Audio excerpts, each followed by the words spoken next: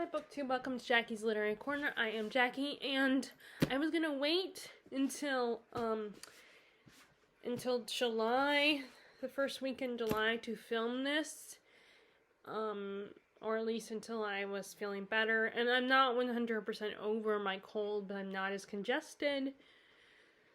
The medicine is taking effect slowly, ever so slowly, but today is probably the best. I feel the best, so I'm able to film today. It's only the 28th, so we have two more days. Yeah, I think June ends on the 30th, so we have 2 more days to go as of today. But I don't think I'm gonna get anything in read. So let's talk about what I've read these past 2 months for my bi-monthly wrap-up. Okay, so let me put these down. Make sure I don't drop them, because my books have a bad habit of slipping. Okay, so, let's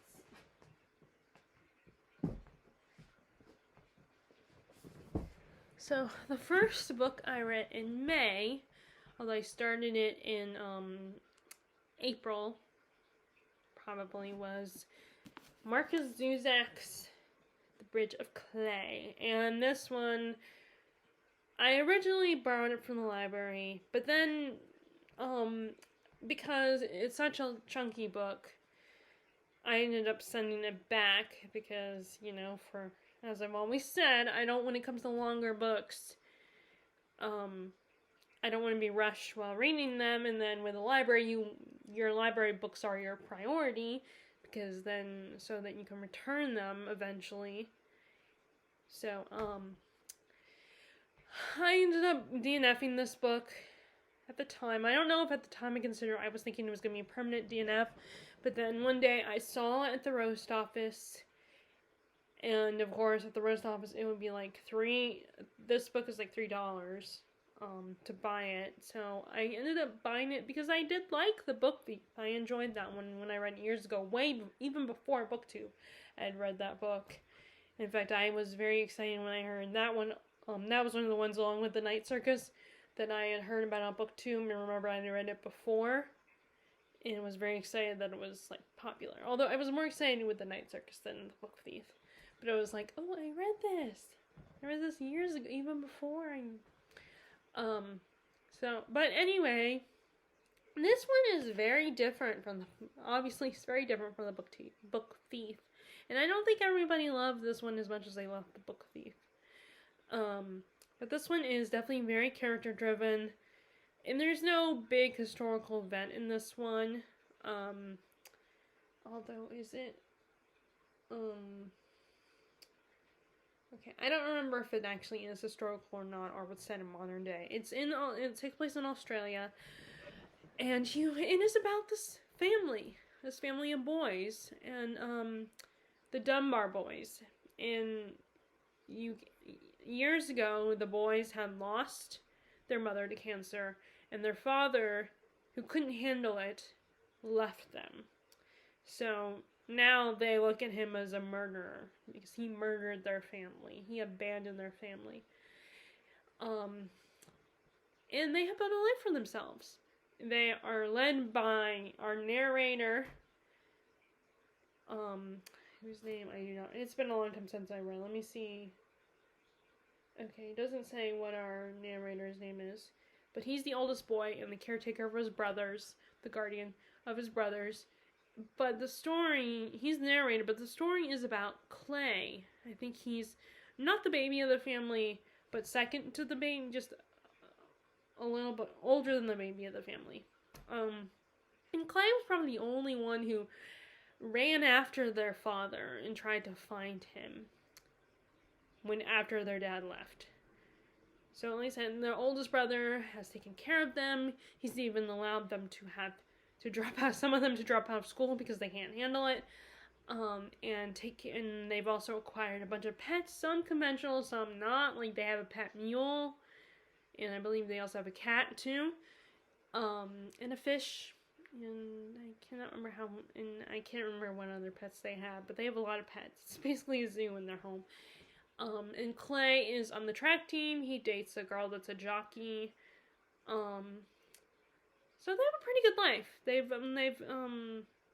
They're pretty content with their lives. And then one day their dad all of a sudden shows up out of the blue, mysteriously, and he is actually living not far from them.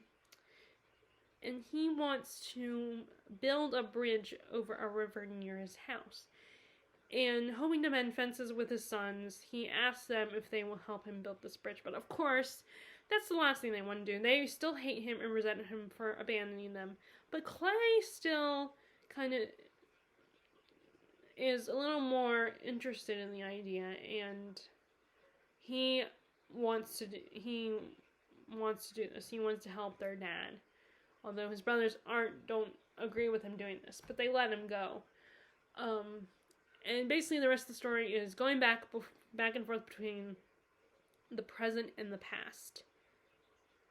And you see the origins of their parents. Their mom was an immigrant, I think, but I don't remember from what country. She loved the Odyssey, was taught piano by her dad, so she taught it to her sons, who were much more difficult students than she was. And she, taught her sons to love the Odyssey as well. And they had a great life before their mom had died. They have a very loving, beautiful family. And we just see their lives unfolding, from then to now.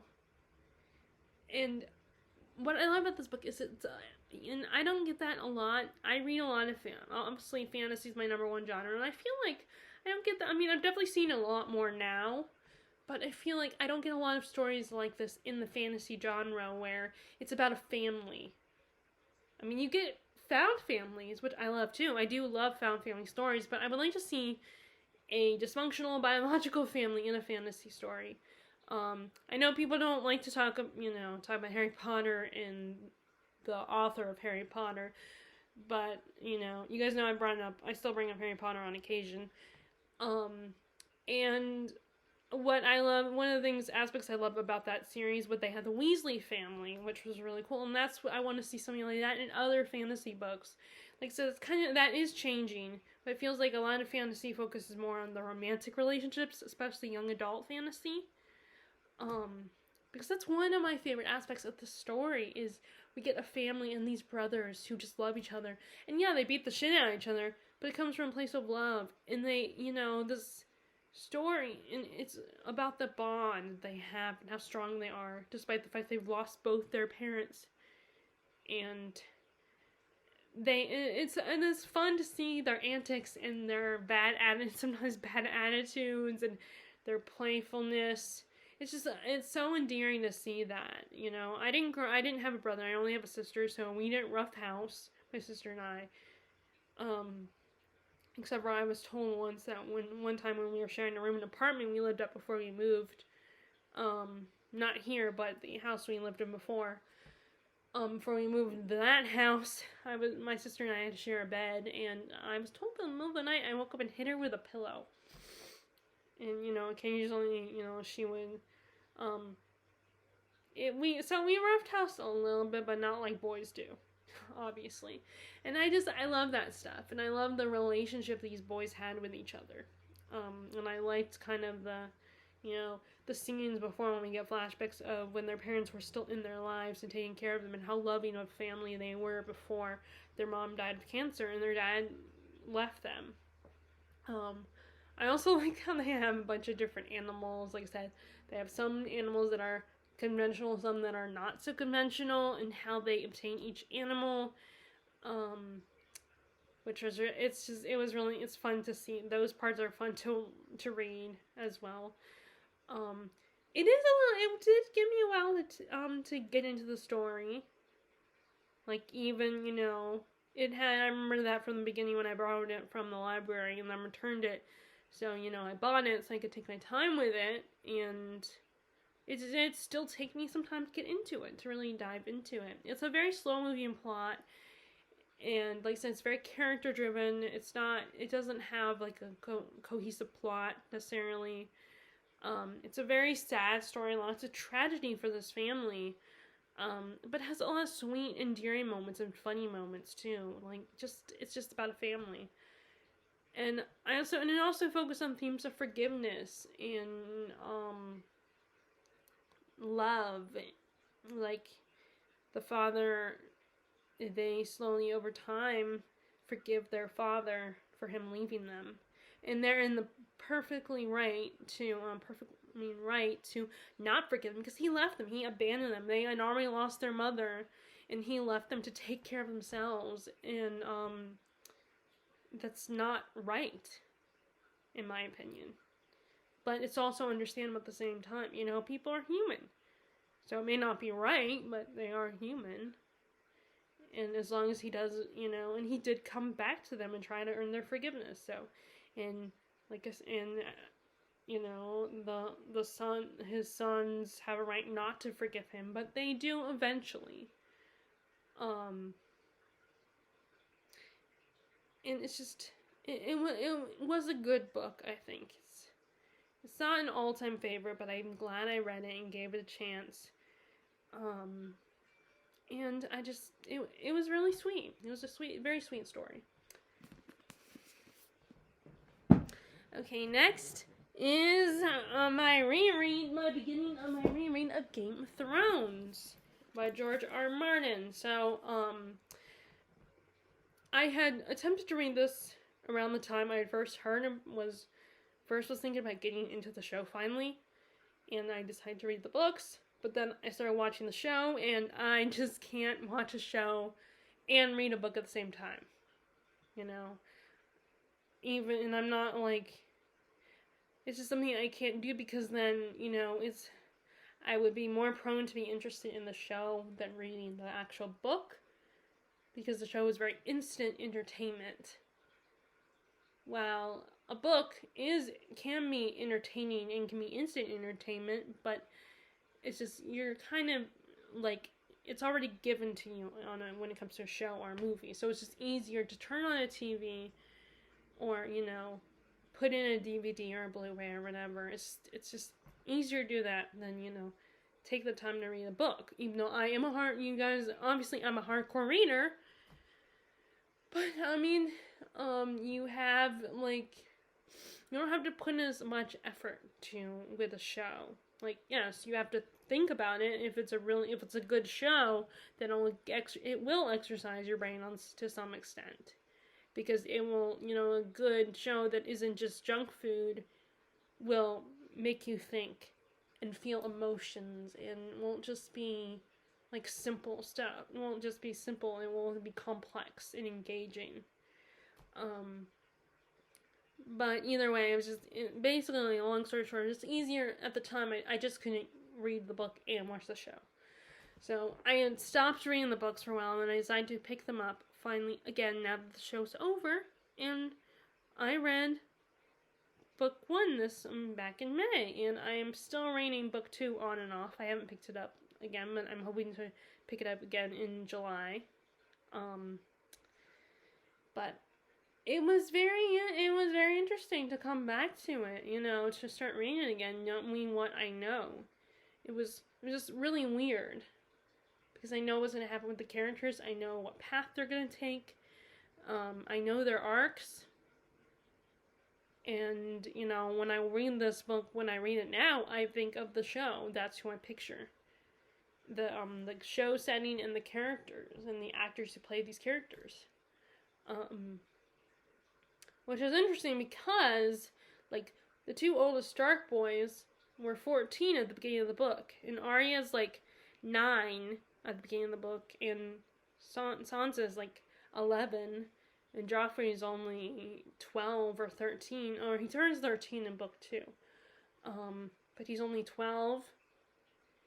And, so in, Dany is the same, maybe, I think a year younger than, Jon Snow and Robb Stark. I think she's 13.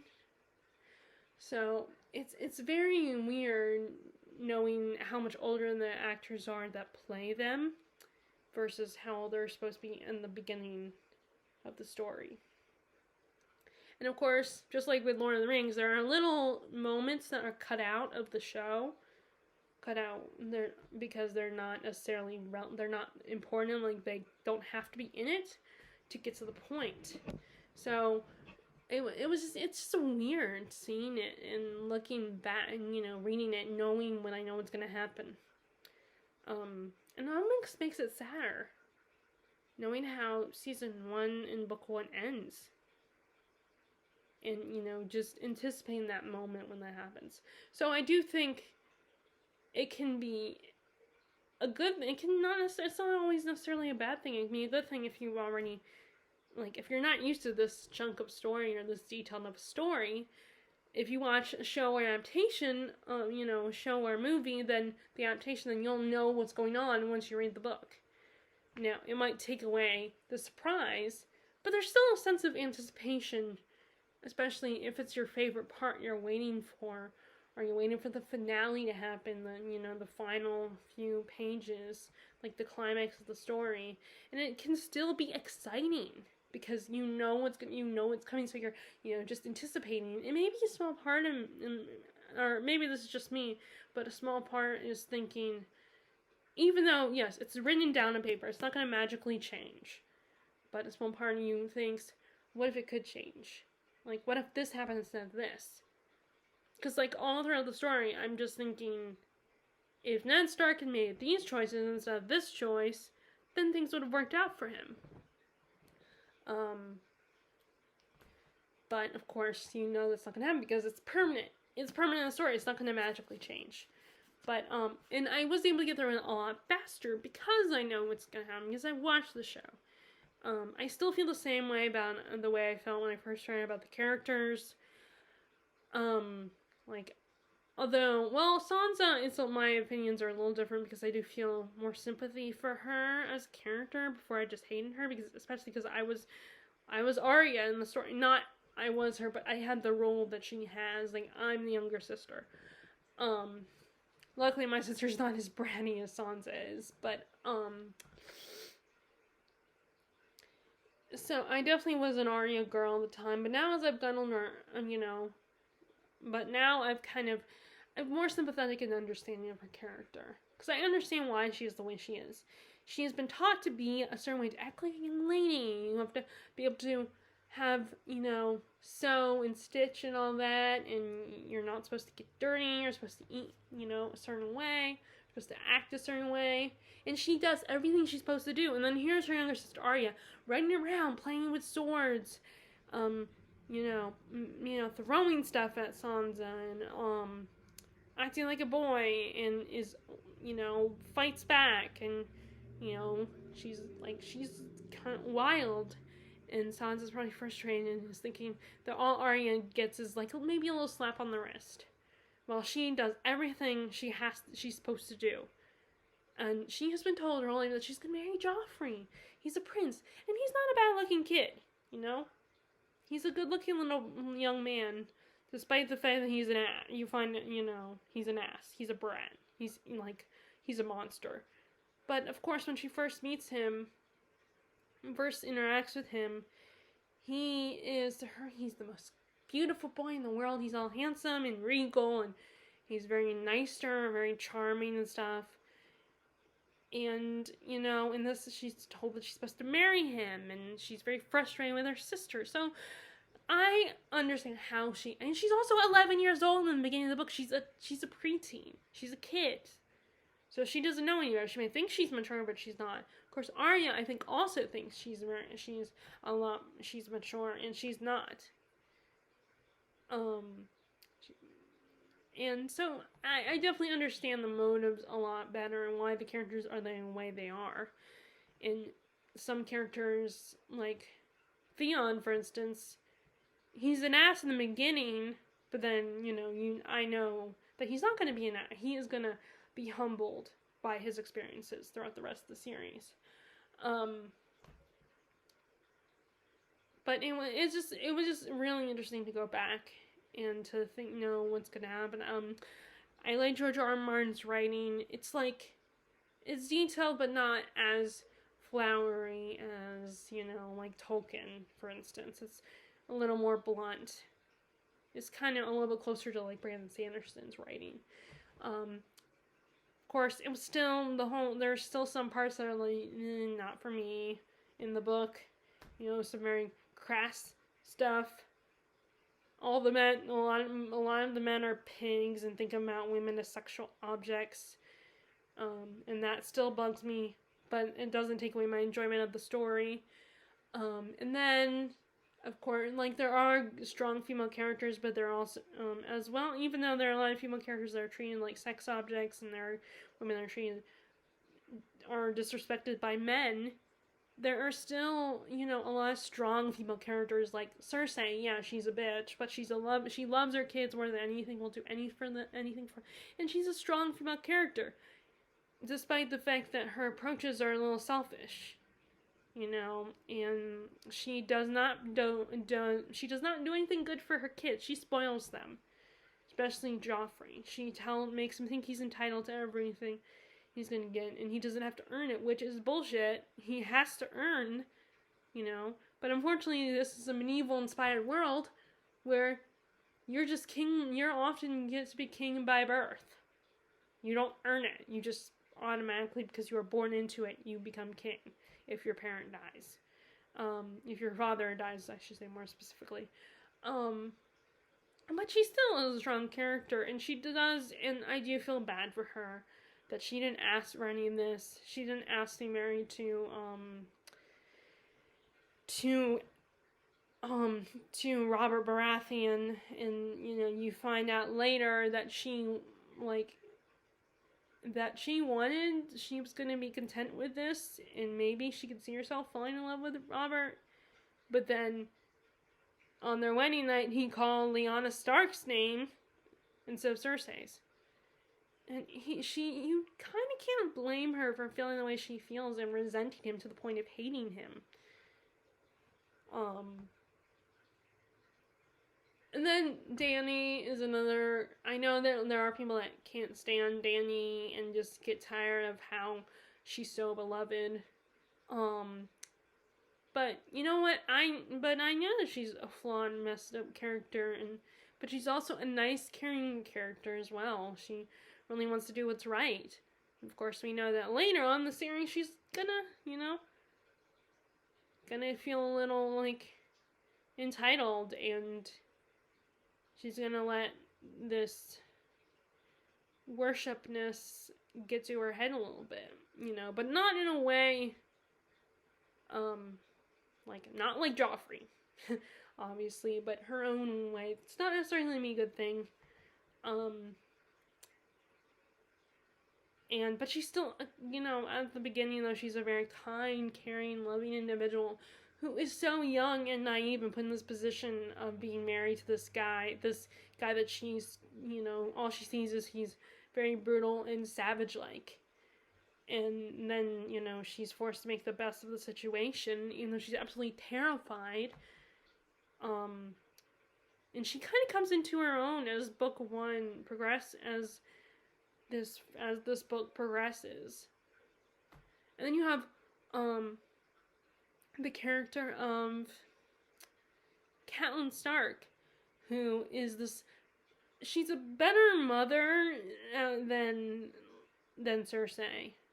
They both love their children, but she sets a better example for her kids, and just teaches them better things, and it makes them, and makes them strong and independent, while, Cersei kind of makes her kids dependent, while the Starks kids are independent. They can be on their own. And she, so also we don't get the, it is a little unfortunate that we don't get the dragons until the end of this book, that's kind of disappointing, but I mean, I knew that it's like one of these things where I know that's going to be the case, but part of me still is like, wishes the dragons would have come sooner. But that's okay, because we'll have more dragons, and we'll have a lot of dragon action in the rest of the series, which is awesome. I don't know what else to say. I just love this series, there are things I don't absolutely love, like I said, but I mean, all the characters are great. They're complex. They show different sides. I mean, there are characters that are a little bit more one-dimensional, but those often are the characters that are just not, like, major characters. Like, some of them are secondary characters, or they're just minor characters that pop in and out of the story. But most of the characters that George R. R. Martin writes are very complex and somewhat, and can be likable at times, but also hateable at times. So I'm gonna say about that. Okay, and then next we have. Okay, so then we have the stories I read from the Skeleton Crew. So first I read the Monkey, which is a story about this man who, when he was a boy, he had received, his dad had bought this, cheap, probably on a garage sale, little monkey. It's kind of like, think about, like, I guess, like, if you've seen Phantom of the Opera, the monkey on the barrel that would play the music, or a more universal example is, in Toy Story 3, the monkey that would set off the alarm. And there's the big escape from Alcatraz type scene where all the toys are trying to get out of the trying to escape the what is it called? The daycare place. That monkey who sets off the alarms. It's kind of like, I think it's like that. And he comes across, he is given to him when he's a boy, and then the monkey starts, every time it plays, something bad happens. So, as an adult, he takes his own family to this lake house the lake house he grew up in, where his aunt and uncle lived, and his son finds the monkey. And again, things start up again. So it was one of these stories where it was like, is something going on? Is the monkey this evil entity? Or is this guy going crazy? Is this stuff really happening? Or is he just bad stuff happens and he's assuming that it has to do with the monkey because it happens around the time that the monkeys will play. So it's like, can you trust yourself, kind of thing, and can you trust the narrator? And it's especially because the narrator, you find out that he does not have the best relationship with his family right now. His wife is taking Valium constantly. She's addicted to the Valium. His oldest son, there's tension in their relationship. So it's really creepy and unsettling. It's like, okay, is this monkey really supernatural or not? Kind of thing. It makes you it unnerves you. And then the next one was Cain Rose Up. I barely remember this. I feel like I would need to reread this one. I don't remember what happened in that one. I just remember being like a little disappointed by it, like, oh, it's just okay, it's not great. So I don't have anything really to say about that one. And then after that, I read Miss Todd's Shortcut.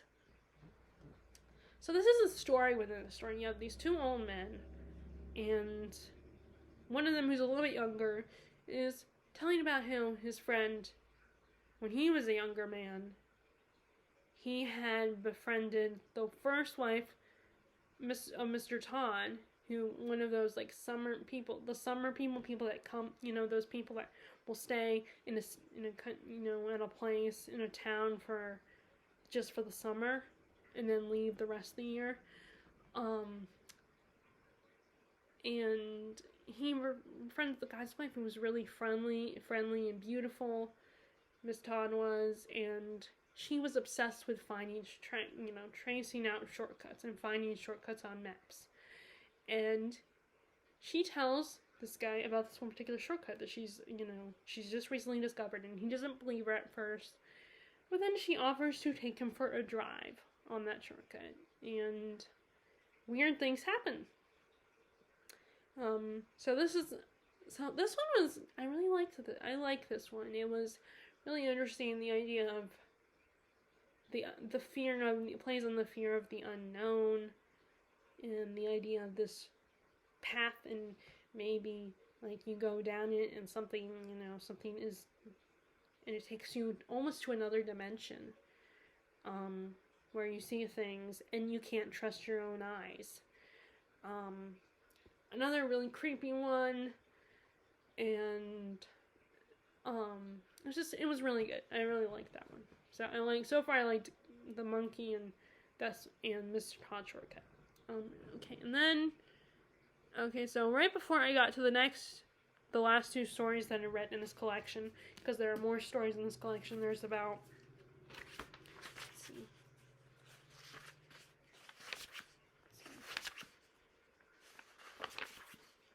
oh wait. So in this collection, I've read up to 1, 2, 3, 4, 5, 6. Okay, so I've read 6 stories so far. So now we have 1, 2, 3, 4, 5, 6, 7, 8, 9, 10, 11, 12, 13, 14. I got 14 more stories to go. But before I went to the last 2 I read in this collection, I also read I finally read Daniel B. Green's novella, Breach of Peace.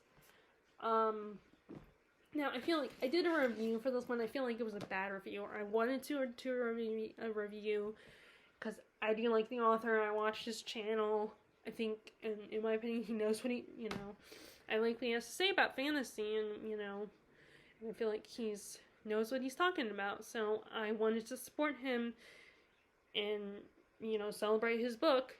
But I feel like it was a really bad review. It wasn't, not as bad as I thought it was a bad book, but it just was a crappy review in itself. I feel like I didn't do a good job. But I kind of struggle with shorter books, doing reviews of shorter books.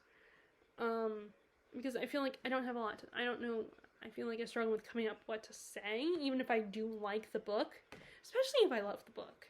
I can't remember who it was, which booktuber who said that, how, they had said that it was difficult for them to talk about a book that they loved or liked versus a book that they hated and wanted to rant about.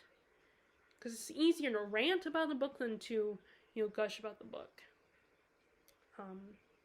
Which is not always true, but, sometimes it is, for me. I wouldn't say necessarily it was true for when it comes to TV shows or movies. I can gush about any movie or TV show that I love. But, so this is the first book in a series he's working on. I think it's called Rebel's Creed, is the next one. I haven't got it yet. But, of course, because it is I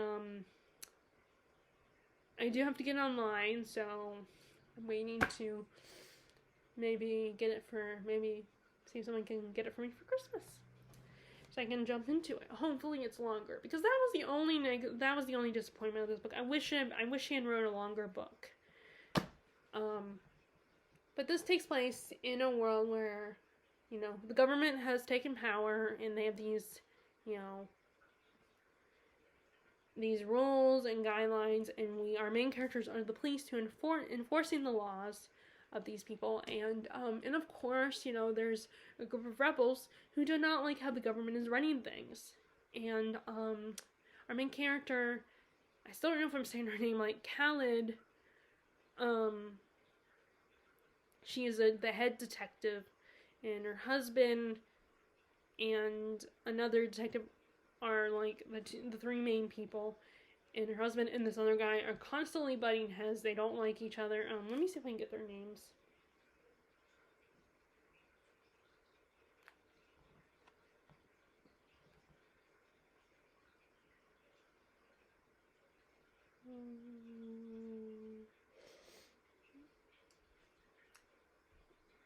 Okay, it doesn't say the names.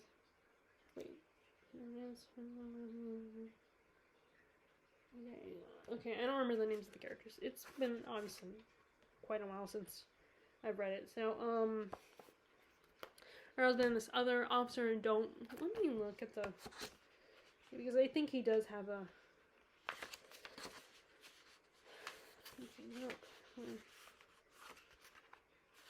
I'm sorry. I'm trying to get the names of the characters. I think, is Chapman? I think Chapman and her husband's name is Samuel. Okay. Her husband Samuel is an officer on the force, and then Chapman, I think, is his rival detective, or comp, or whatever. And they are invited. She is investigating a case where this lord his house has been invaded, and people have been brutally murdered. And they find he has been turned into this gruesome creature, this monster. And Callan has reason to suspect that the rebels are involved. And she also knows that there is also a spy on the force, and she wants that spy's help to find out if the rebels are really responsible. So this was a very fast-paced, fun story. It's very... there are gruesome parts. We're describing the crime scene, for instance, and there's some fight scenes. And I also like that it's... the biggest thing I like about this is that it's from the perspective of the law enforcement. I feel like, at least in my opinion, maybe I'm wrong, but I feel like the stories like this that I've watched, you don't get a lot of these stories from the perspective of the people trying to enforce the government's law. The people that are kind of caught in the middle. They're not the civilians. They're not necessarily people that are caught in the crossfire, which is usually a lot of times you get it from their perspective, or the government who's running things. You don't get the people who are trying to do the government's running things by the government and just trying to enforce the government's rule. And of course, they are like, what the government does is right, and this is how it should be. We don't, and automatically think, well, it's good. It's, we need to control the people, and they have trouble seeing the bad side of it. Because, of course, they are the law enforcement. They like order. They like control, like the government does.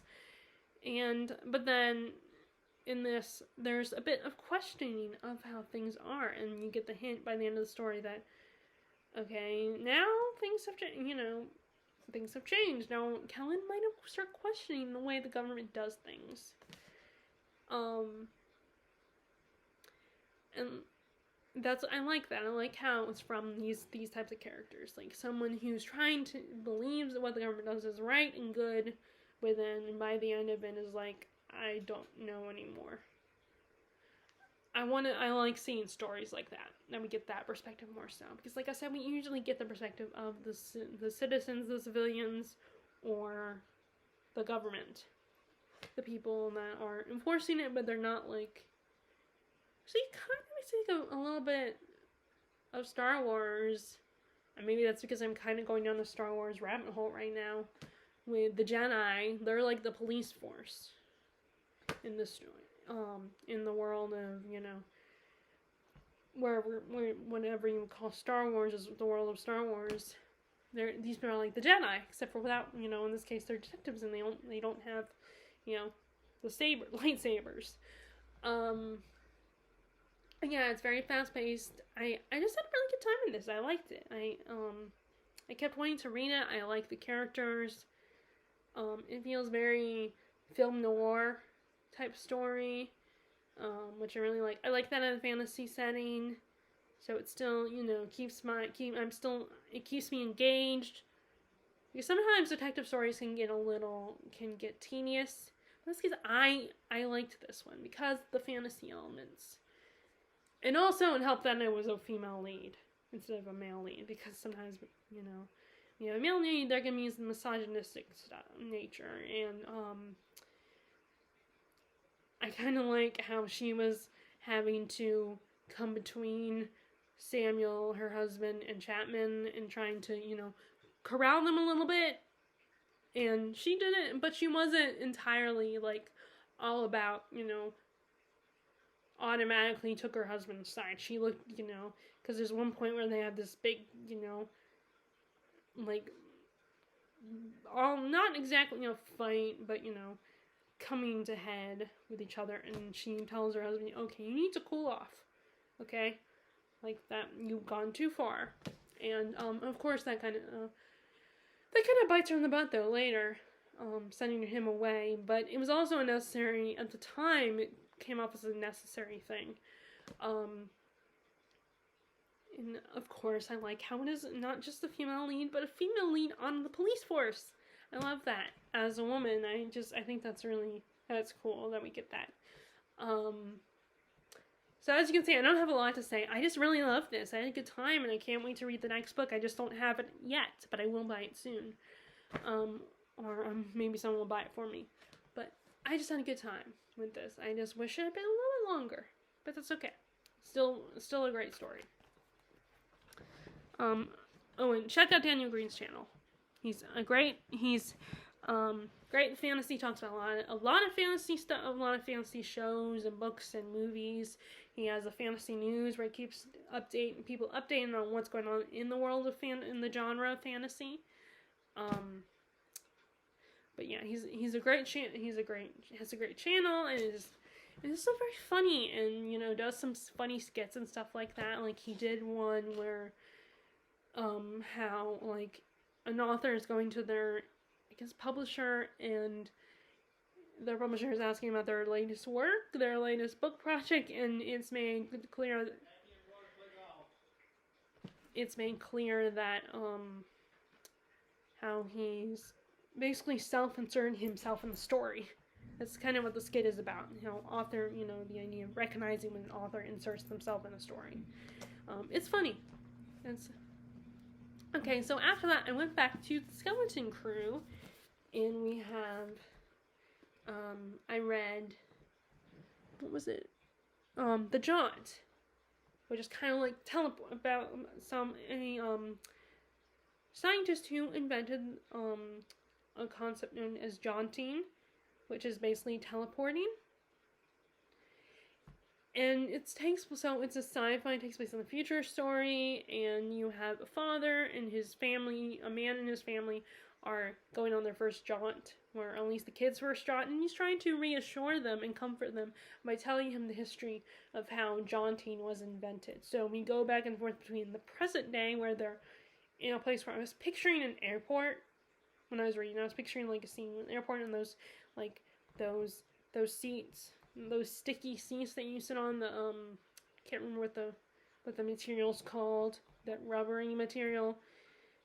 It's kind of like waiting to be called to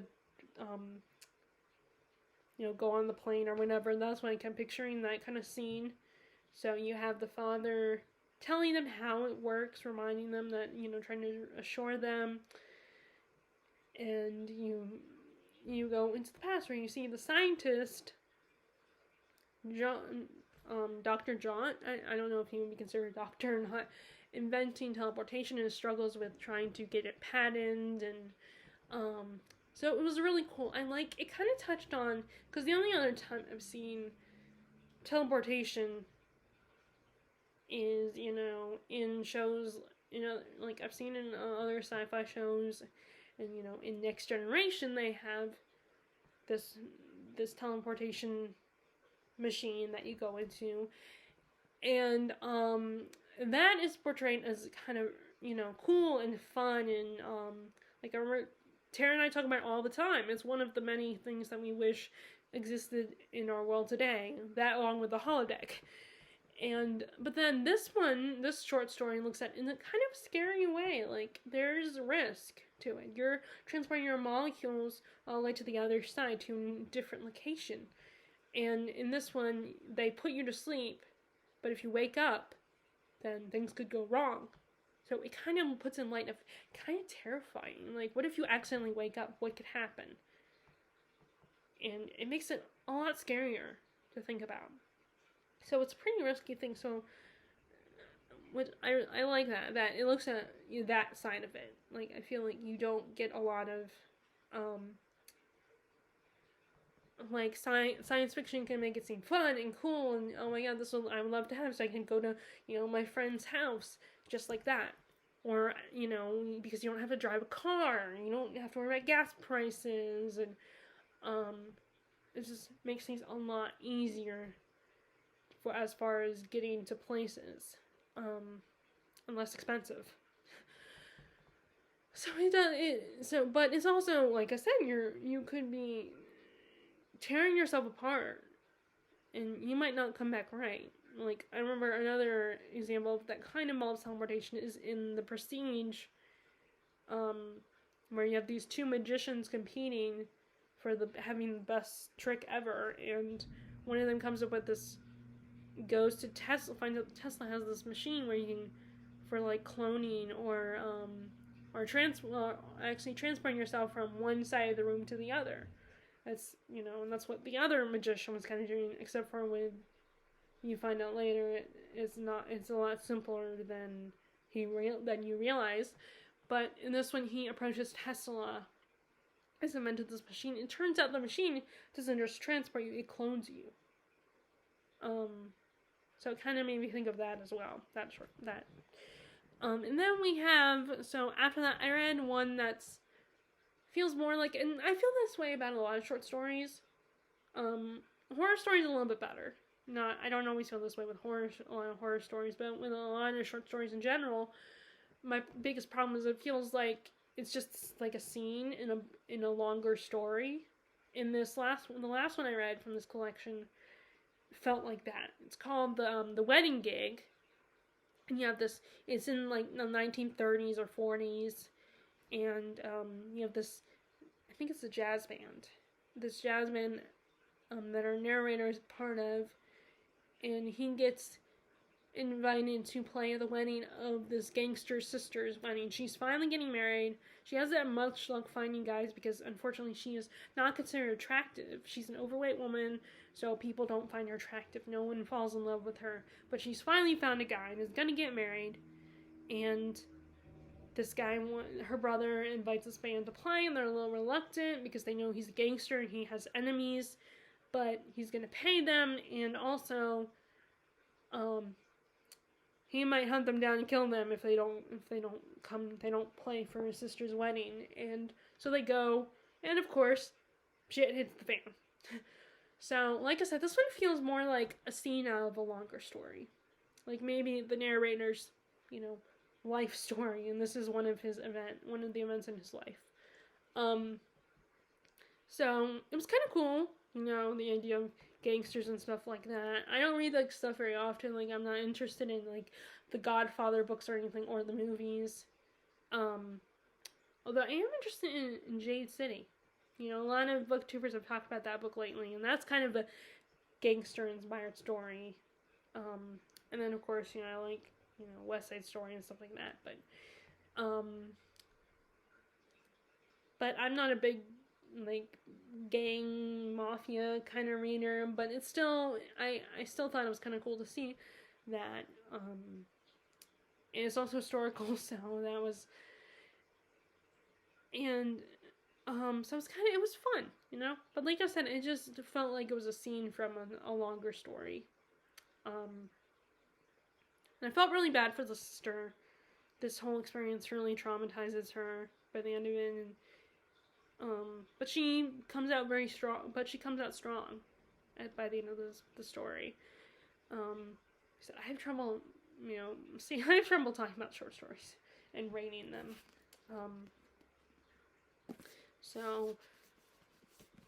But I will probably rate this whole collection. So, okay, let's see.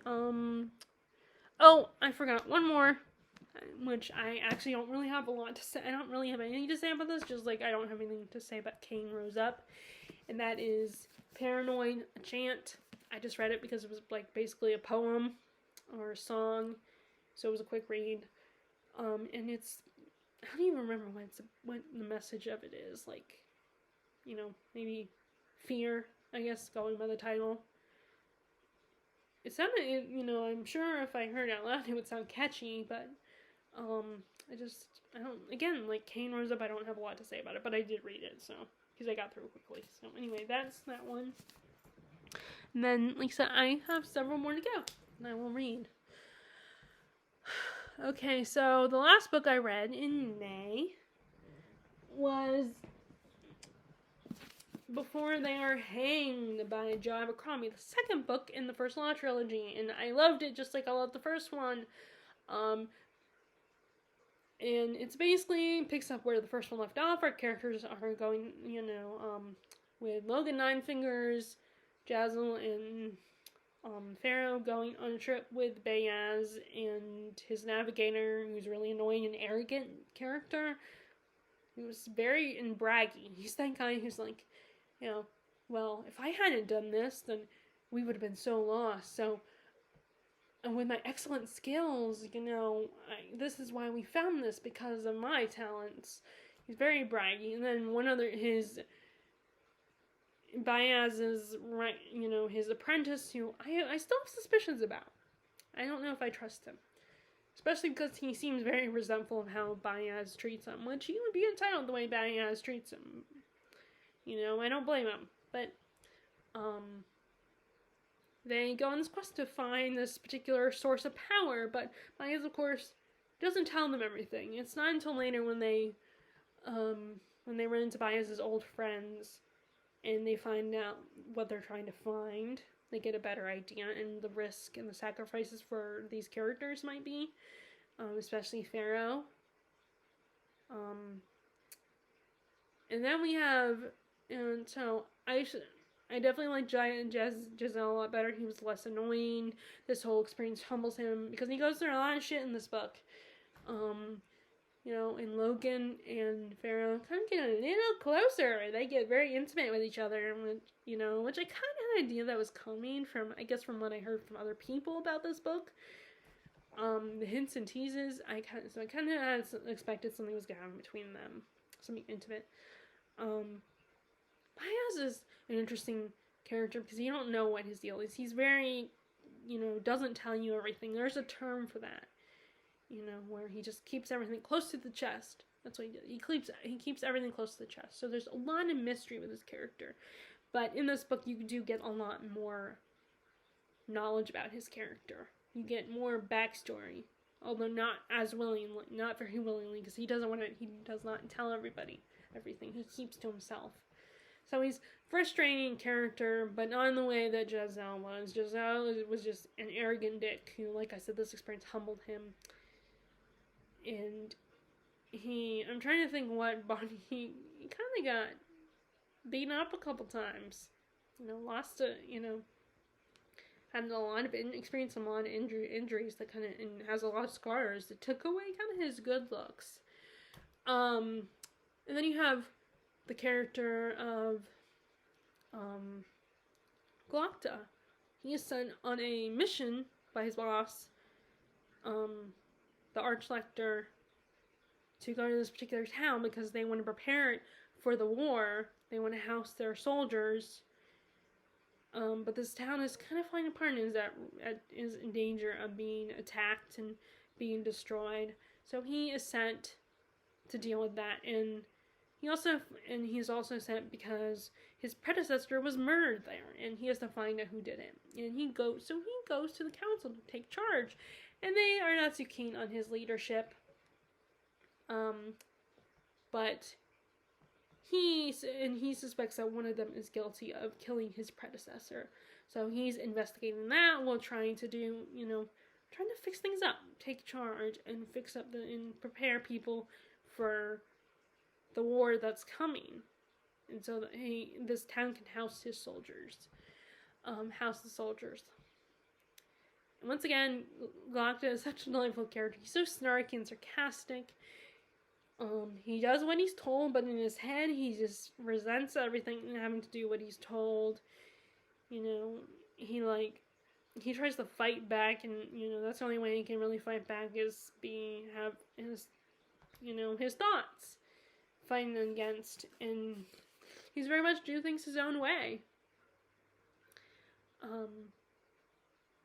And the council is really interesting. You don't know. They're definitely they kind of remind me actually of the King's Council in Game of Thrones.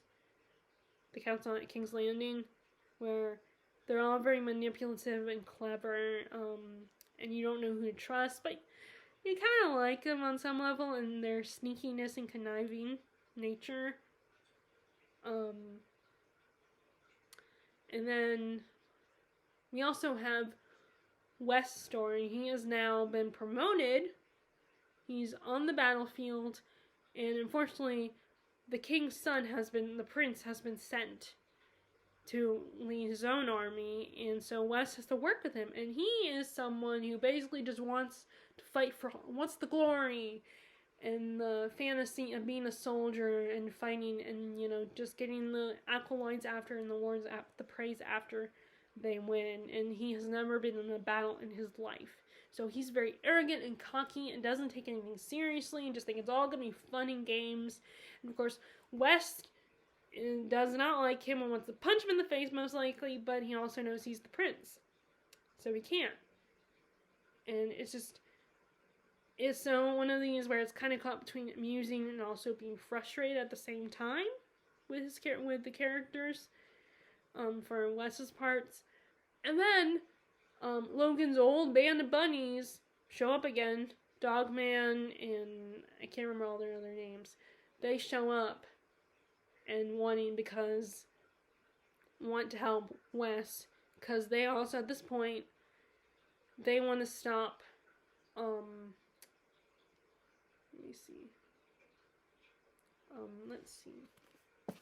me see. I'm trying to think of the names.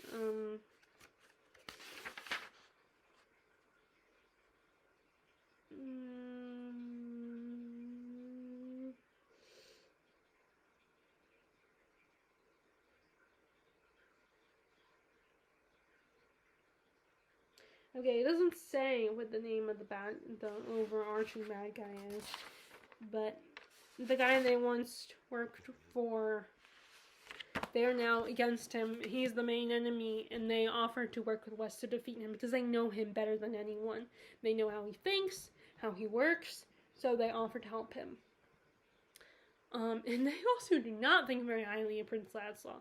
They think Prince Ladislaw is pathetic, and they're like, why is he the leader? He sucks at that job, and it's something you have to earn.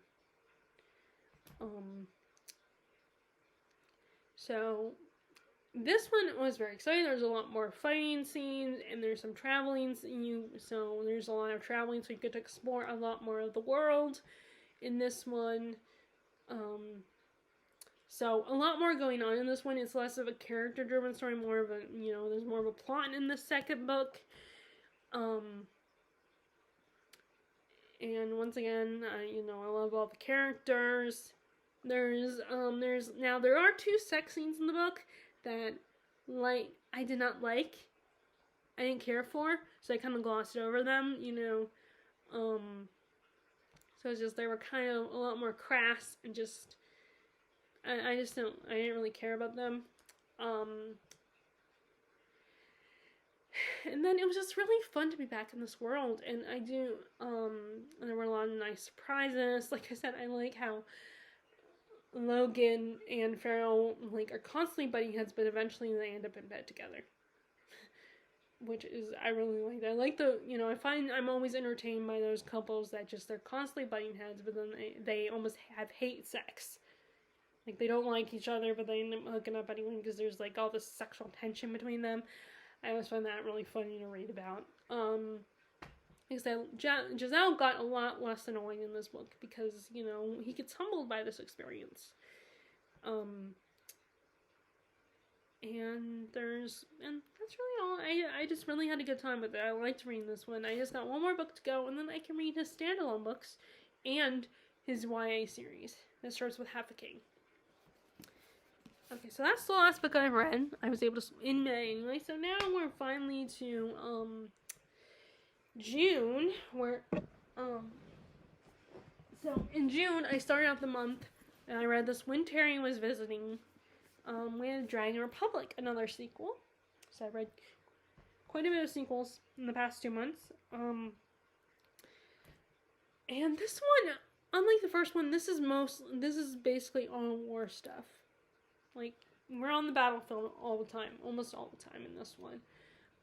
So Rin and the Psyche are on this mission to assassinate the Empress, but Rin has no self-control. She can barely control the Phoenix, and she's just not good at being a leader. And one of the members has no problem. One of the members who was very close with Alton has no problem in telling her that. In fact, he doesn't understand why Alton picked her to be the leader of the psych. So they end up working for Moag, who is a pirate queen, but she cannot be trusted, and she sells them out to the dragon warlord, Neza's father. And Neza wants to use Ren as a weapon against the Empress because he wants to start a war so he can create a republic.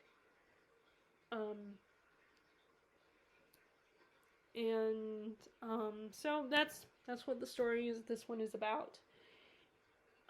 First of all, I really loved how it dealt with Ren's addiction. Like, once again, she is completely addicted to the power of the Phoenix, and at one point she reveals to herself that she feels like this is the only thing she's good at, is being a soldier, which is really sad that she feels that way. Like, especially because the scene is about them saying, what if we were during peace times? What if we didn't have this problem? What would you do with your life?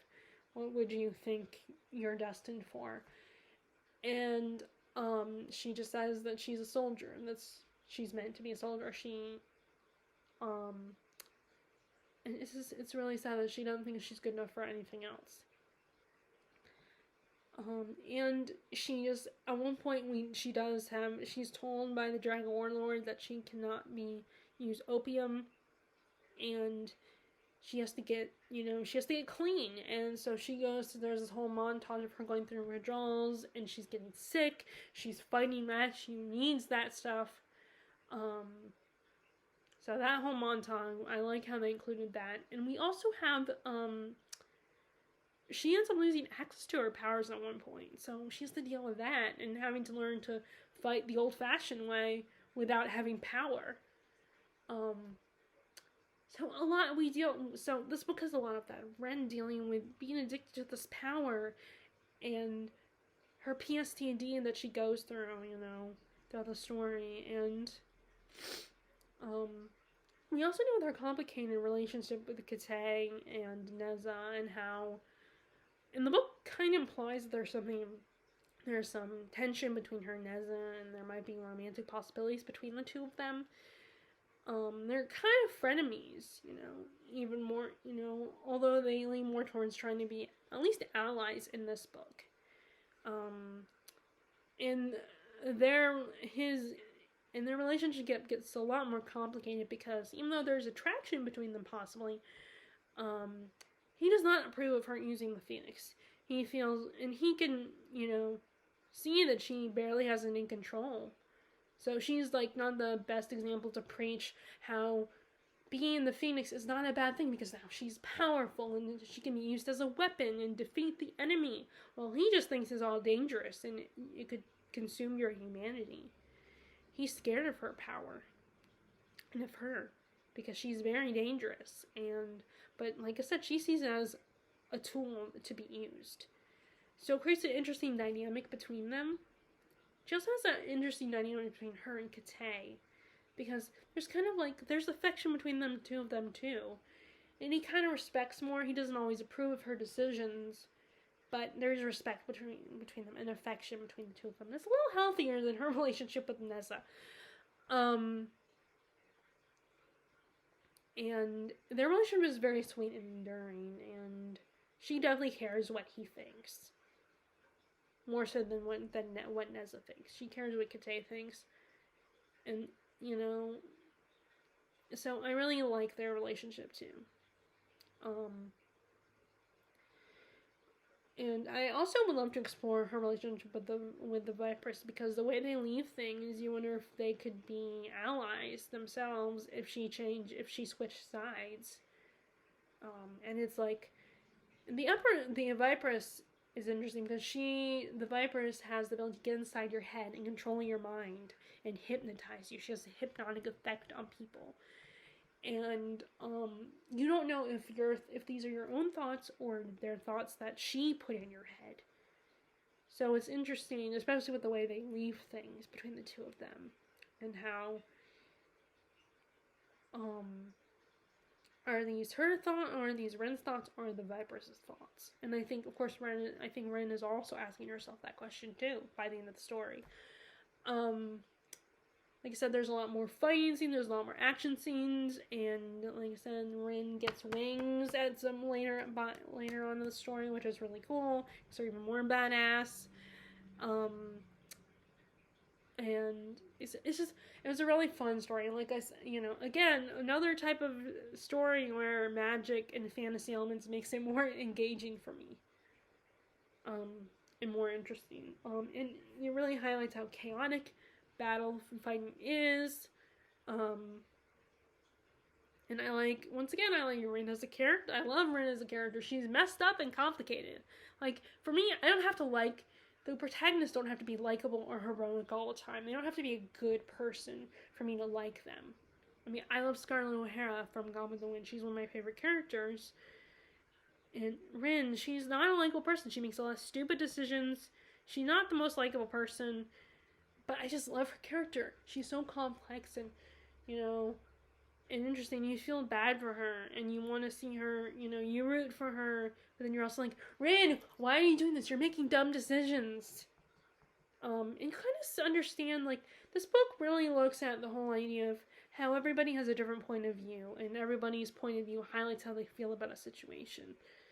And some of what you consider wrong or bad isn't necessarily what they consider wrong or bad. And, even if, and you can kind of understand why someone would want to fight back and choose violence over peace. Because sometimes it's the only way to get people's attention and to protect yourself. Even if you don't always agree with it. So, just like the first line, I got one more book to go in this one, which I have heard people had mixed feelings about that one, but I'm going to keep going with it. I am looking forward to it either way. So, after that, I read a book that I don't have anymore, that was a library book, and that's The Christie Affair. So, after I read that one, and when Terry had left to go back home, I went to the library and got 3 books. First one I DNF'd, that was The Family. It's a mafia story told from the perspective of these girls that are born into the mafia. You get their whole life story, but it was just very slow and boring, and just, I didn't like it, so I DNF'd it. And then I decided, because I was more interested in reading The Christie Affair by Della. And this is, okay, so if you know anything about Agatha Christie, not only she's the queen of mystery, but at one point in her life, she disappeared for a period of 11 days, and no one knows what happened when she did that. And I think what led to it also is the fact that her husband, I believe, asked, I don't know if this is actually how it happened. I don't know if this part was made up in the book or not, but I do think her husband, Archibald Christie, did have a mistress. I think that is true. But I don't know for sure. I'm assuming it is, but like I said, I don't know. That I think maybe after he tells her that he's going to leave her, he wants a divorce and wants to be with his mistress, that's when Agatha Christie disappears. So what's interesting is not only is this, so this is a fictional take on that event. So we have, but it is told from the perspective of the mistress. Nancy, or Nan. Nan O'Day is what she's called in the book, but her last name in real life, because she really didn't exist, was Nan O'Neill. Nancy Neal. And she's Irish in the story, and we get her backstory. You find out that she was an English, or she's not Irish, she's English too, but she was sent to live with her Irish relatives, and on a farm, and there's this boy that she meets, Finmar, and they fall in love, but then World War I happens, and he goes to war. So during one of his trips back home, he and Nan get back together, and Nan gets pregnant. And when Finmar's father, when she goes to see his parents, and he has returned, she knows he's come back again, she goes to see them and reveals that she has a kid. Unfortunately, he's sick. I think it's Spanish influenza, I'm not sure, but he's very ill, and she tries to go see him, but his parents, who do not approve of this, I think they're Catholic, and I think Catholic don't they kind of frown upon the idea of getting pregnant out of wedlock. So the father sends her away, even though she's insisted she wants to be with Vermont and take care of him, and wants him to meet his baby, his child. So she sends him, but the father sends her away to live in a convent with a bunch of nuns, run by a priest, and they're not that holy, as holy as they think they are. They have the mothers do chores, work, and they end up, once they deliver the baby, unfortunately the babies are actually close by, so they can hear their babies crying, but they are not allowed to take care of them, and they will eventually send the babies to be adopted. And it's also run by a very horny priest, who ends up raping one of the women, which results in her, and which results in death and consequences for her child. And eventually Nan escapes, but not for attempting to kill one of the nuns, and also she finds out, she believes her baby is still alive, that even though she's told that her baby didn't survive, she believes it's alive, and that has been sent to live, and she finds out that maybe the Christies might have her daughter. And that's how she crosses paths with Archibald Christie. So we go back and forth between the past and the present. And we get all of Nan's backstory, and then we get the present day, up until the point of Agatha Christie's disappearance. And it's an interesting story, because it is fiction. And I feel like potentially people that are fans of Agatha Christie, I don't know if they would absolutely love this, because it really makes Nan a sympathetic character, kind of, not necessarily excuses her actions, but kind of, like I said, makes her sympathetic. It makes it understandable, her actions. And even though what she did is wrong, you still kind of pity her and feel sorry for her. And her view of Agatha Christie is very interesting, because it's very colored by Archibald Christie's view in society, how society treats people, treats them, and she pities her and feels sorry for her, but she also is like, yep, she's hysterical, she's being crazy, and blah blah blah. That maybe so in a way I feel like she is slightly influenced by Archibald Christie, but also by society itself. And you realize in another life, her and Agatha could have actually potentially been friends. So it makes it all the more sad and bittersweet and interesting, the story. And it's also just like, and like I said, it mostly focuses on Nan, so we don't get a lot. I mean, we still get plenty of Agatha disappearance and what could have happened, because of course, and historically, we don't actually know, because Agatha Christie never revealed what happened during those 11 days. We don't know if she was working on a story, where she went. Actually, we might know where she went, I don't know. I haven't looked up all the information. And there is an author's note in the book, at the end of the book. But we don't know a lot of information on her disappearance, so this is what could have happened. And, so we mostly get Nan's story, but we don't get as much about Agatha Christie's story. So that's another thing, if you don't care about Nancy Neal and you are more interested in Agatha Christie herself, then I don't know if you'll absolutely love this or not, but also it does make me curious what kind of person Nan Neal herself really was. If she was a decent human being or not, because yeah, she steals another woman's husband, but is she actually maybe she could be an actually decent, kind person. We don't know. Just a person that made a mistake and stole another woman's husband. We don't know. Or maybe she is a manipulator and a bitch. Who knows? But so yeah, it did make me kind of interested in the actual historical events and what really happened. Okay, so after that one, I did attempt to read the book Booth, which is the story of John Wilkes Booth's family, and he does play a part, but he's not a major character in the story. But this is all about his family, and I did attempt to read it. I got far into it, but it is a long book, so I ended up DNFing that one as well. I don't know if that was a permanent DNF. I might buy that. I don't know. But it was interesting. And it's also a very depressing story because the Booth family has a hard life. And it's really a tragic life. And I know the author wanted to look at, and I think it is interesting, the author wanted to look more at the families of mass murderers and how they deal with the fact that their child, their little baby, who they probably love still, how they deal with the fact that they murdered people. And what they struggle with, and part of them still will feel a tie to their child and want to defend their child even though they know it's wrong and cruel and monstrous. It's still their child.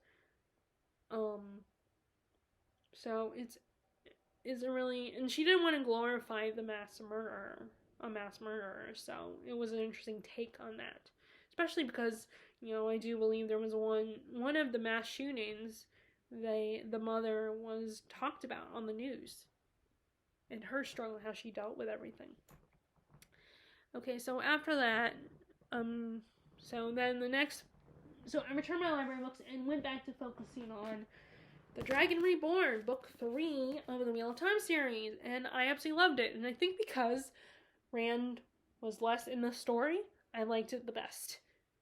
Rand is still so annoying, and I was thinking he was over the fact that, I don't want to be the Dragon Reborn. I was thinking he has accepted and embraced it, but no, he still questions it. So he's very annoying. But in this one, we continue to explore more of all the other characters. Just like in The Great Hunt, all the characters are kind of separated. The girls go one way, the guys go another. Rand has taken off to find Callandor, the sword, to defeat Balsam, thinking he's finally defeated Basamlam for good. Of course, we have several more books to go, so we know that guy has not been defeated yet.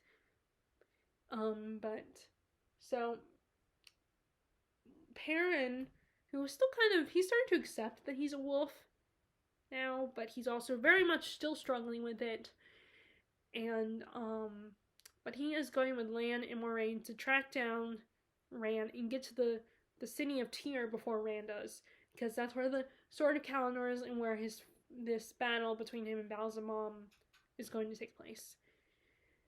And so they get there, and they're traveling, and then you have Moraine has left Nynaeve and what is it? Oh, I cannot believe I'm trying to blank on her name. Egwene behind. They have been sent back to Tarvalin to be judged by the Emerilian seat, and it turns out the Emerilian seat, they haven't punished, but she has decided to make them accepted. So, Egwene and Elaine have to pass the test, which to me is so traumatic, and that's a messed up test they have to take, but I guess it's a way to test their nerve and see if they're ready to truly be part of the order. And I'm drawing a blank here. What is that thing called? The not a wisdom, but what is it called? I cannot remember what their group is called. It will pop into my head at some point. But anyway,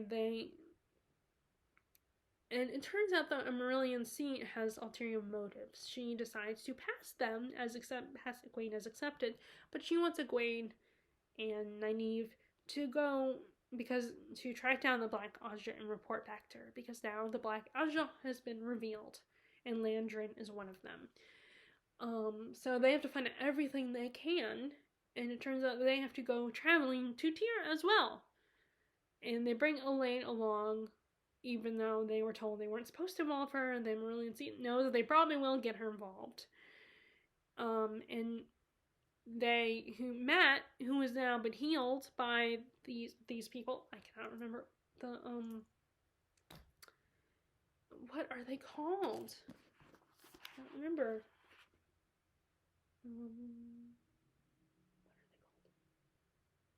What are they called? What are they called? Sorry, I can't think of it. I cannot believe I can't think of what they are called. Not wisdom, but I'm sorry, I don't know why I'm trying to blank on the term that they're called. The Aes Sedai, that's what they're called.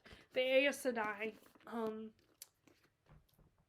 been healed by the Aes Sedai, and they ask him, although he is reluctant, and they kind of bully him into it, to send a message to Elaine's mom, Queen Margase, so she won't worry about her, because she does not trust the Aes Sedai anymore. So he has his own little quest. And on his quest, he runs into an old friend along the way. And you really get a lot of the interesting dynamic between Nynaeve and Egwene. The dynamic that was introduced in book 2 continues on in this book, where Nynaeve she cannot let go of taking charge and being the wisdom and being like the one in charge. And she also has a bit of a temper, and she still does not trust the Aes Sedai, and constantly is blaming Moraine for all their troubles, even though she saved their life, and is the only thing that's standing between them and the bad guy. And either, what's happening to them would probably have happened to them, whether it was Moraine or someone else that came for them. So they would blame whoever came for them if it wasn't Moraine. And while Egwene, she's ready to grow up and mature and no longer be under the shadow of Nynaeve. She's ready to be independent and do her own thing, and she feels like she could be just as powerful. Maybe, I think she's even more powerful than Nynaeve. And so the two of them are constantly butting heads, with Elaine caught in the middle, and they're always fighting. And I can definitely see both their points of view. I can understand that. So that really comes to head in the story. And then we have Perrin, who, like I said, is really struggling, but then he crosses paths with this woman. Her name is Zarina, but she also calls herself Valley because she is a hunter. She's been hunting the Horn of Valor, not realizing that Matt has already blown that horn. She's still looking for it, and she came up with the name of Valley because Zarina means something like beautiful or something, and she feels like it's not a good name for a hunter. And actually, Valley, I think, stands for falcon. And Min told Perrin to watch out for a falcon. And so he thinks that this girl represents that. And so their relationship is filled with this very tension, and they just constantly push each other's buttons, which I think is really entertaining. Especially, he's trying to constantly push him and provoke him, and he's trying really hard not to let her get to him. So their relationship is very entertaining. Their dynamic is really funny. I mean, I feel bad for Perrin, and I feel bad for her too, because she just wants to make a name for herself. And Perrin's just trying to go about his business. He has a destiny that he doesn't like. He's definitely struggling with that. And here's this woman, keeps pushing his buttons and thinks this is all a game and a fun adventure. And then Matt, I still don't like. I get why people like him, though. I do. Like, he's charming and funny and snarky. And he's kind of a flirt. And once again, you have this whole, like, if only so-and-so was here, if only, Rand and Perrin were here, they'd be better girls than I would, and vice versa. And it's like, really? Every time when we get to them and they come across a girl, it's that, you have that line running. So if I had a nickel for every time, they have that, I'd be rich. But, and then, like I said, we don't have a lot of Rand, but also when we do have Rand, he's very much, he's getting paranoid. He doesn't trust his own eyes because Balsamon has constantly been tricking him, messing with his head, and sending him all these visions and illusions. So now Perrin has these wolf dreams where he can travel into them, and we also and Egwene is a dreamer. so they can communicate to each other through dreams and see things, and or not with each other, but they can go into dreams and stuff like that, and that's how they find out how each other is doing, and what's the whole future hold for each other. And there's one point where they both visit Rand, and he doesn't realize that it's really them, and he fights back, and he almost kills them. So you can see he's starting to get a little crazy and lose it a little bit. So yeah, so it's kind of, you can see that he's falling apart. So yeah, this was really fun, really like another quest kind of story. I think the climax in this was a little more exciting than in the book and in The Right Hunt. And it was fun to be back in this world. I feel like this is a series where I need to space out when I read each book, but not as much as I normally do, because sometimes that can be just too long. Okay, so I read that one. And then after, I read 2 more books, and they were sci-fi books. Well, one of them I listened to. So the first one was, I decided to go ahead with Dune Messiah, because it's not that long. It's in the 200-page mark, almost 300 pages. And this picks up where it's many years later, and Paul has been emperor for a while. His sister Aaliyah is, a teenager now, and this is really like a very more political driven story where Paul is very worshipped by his people and beloved by them, and he's almost seen as godlike. But then he still has enemies out there who want to get rid of him. And one of his enemies sends a spy in there, but a spy that is, I can't remember what they're called, but it's a creature made of a dead body where they use the dead body of Duncan Idaho to spy on Paul and reawaken it. I think it's a Gola. I think it's called a Gola, and sent to spy on him. And he has sort of the memories of Duncan Idaho, but he can't quite grasp them. So that's a big thing in the story is he Duncan Idaho or not? And he's been sent to spy on them.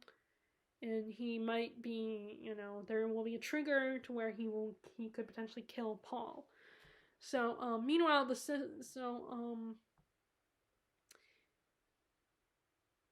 and Paul is also being pressured by Princess Aurelian, who he's made his legal wife, and Shawnee to pick one of them to produce his heir, to give him an heir.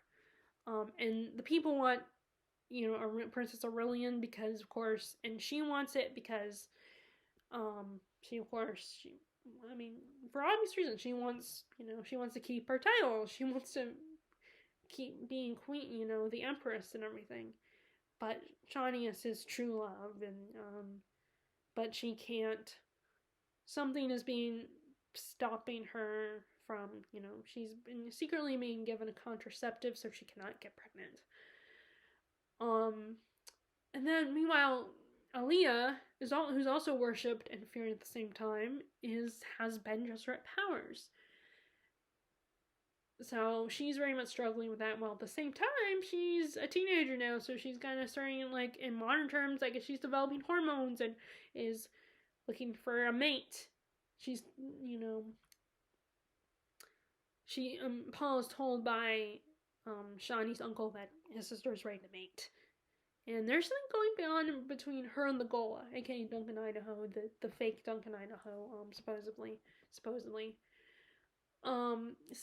it's a very slow moving plot, not a lot of action like the first book. And I get why people are disappointed. I mean, I still really liked it though.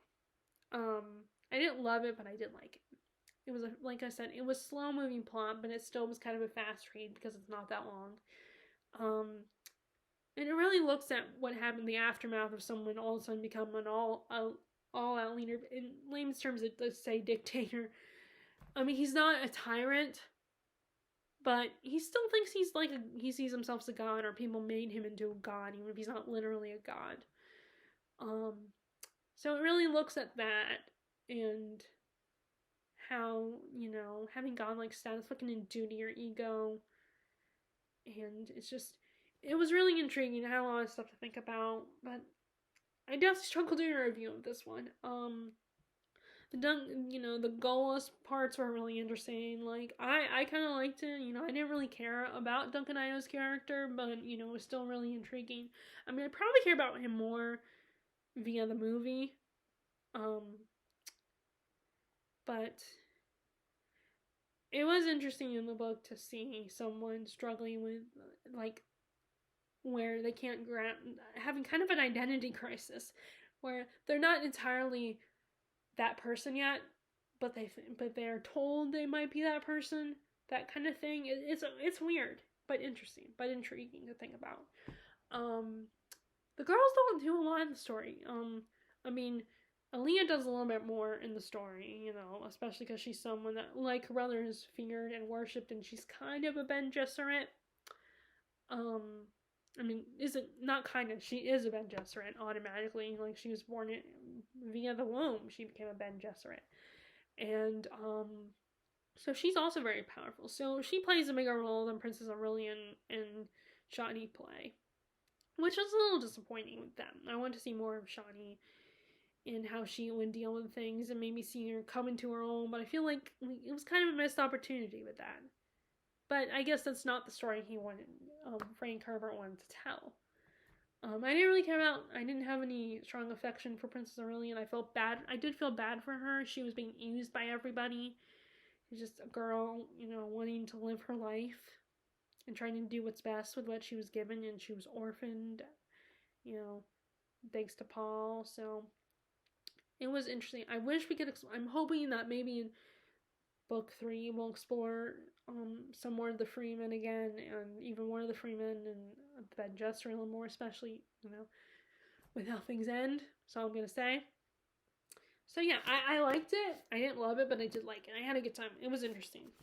Okay. So the last thing I read was an audiobook.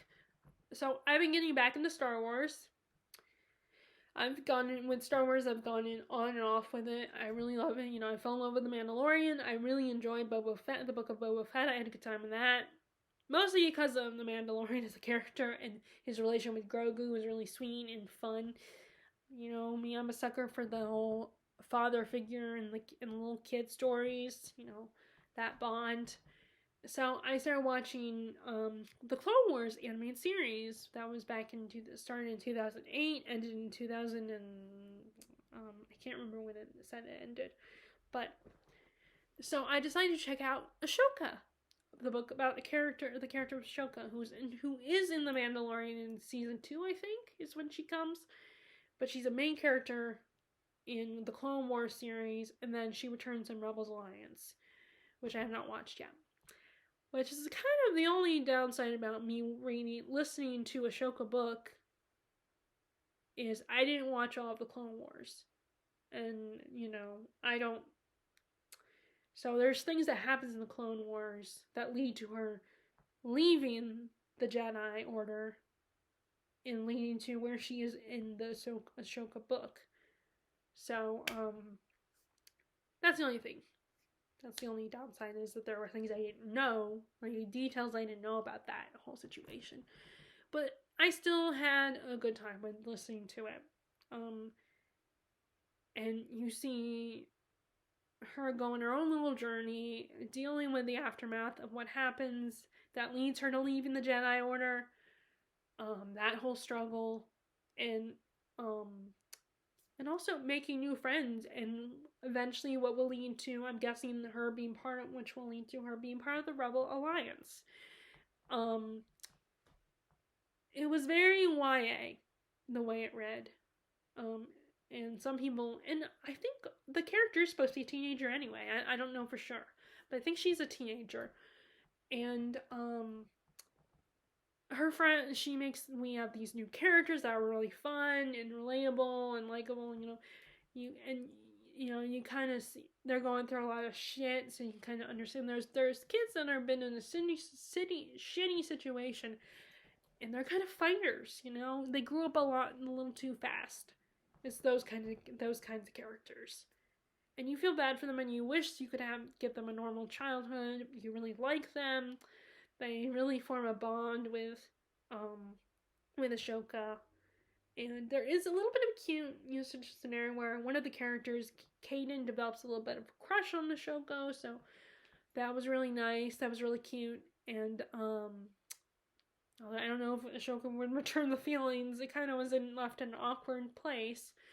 And it was just really fun and action packed. It was really cool as it had all the cool sound effects that you get in a movie or a TV show, a Star Wars film or a TV show. You can hear the lightsaber being pulled out and ready to fight. You get them operating the spaceships, and all the droids coming alive and it was action. It was like a movie. It was basically a movie where you can't see what's going on, like you're blindfolded, or but you can hear it. That was really cool, and I recommend the Star Wars books, listening to the audiobooks. The narrator was great. I just had a really good time with it. I don't have a lot to say. I'm weary about books based on already existing TV shows or movies. Books are based on them, but this one was fun. I had a good time with it, and I'm glad I listened to it. Next, I'll be listening to the Thrawn trilogy. I don't know if this is the one that came out in the 90s or the new ones that the author wrote. I think this might be I'm hoping this is the 90s thing, the thing that came out in the 90s story. But yeah, it's great to be in that world. I liked all the characters. I like how this audiobook had a lot of sound effects. I really like Ashoka's character. She was fun and cool, and just and it was really fun. So anyway, so that's what I read May through June. I'm participating in Jane Austen July this year, so I'm joining the group read of Pride and Prejudice. I'm probably not gonna do the group read of Lady Susan. That's the other group read. And then I finally decided to pick up Peace and Turmoil, which is Elliot Brooks's novel that she wrote. I still have not finished that. I've been meaning to pick it up again because I really do like it. It's a book that's really in the 700 page mark. So anyway, yeah, so that's how my reading went in the last 2 months. So if you guys like this video, be sure to give a thumbs up. Click subscribe if you haven't already. Click the bell notification below if you want to be notified when I post new videos. I hope you guys are staying happy and healthy and safe and enjoying your reading. And I will talk to you all later. Alright, bye!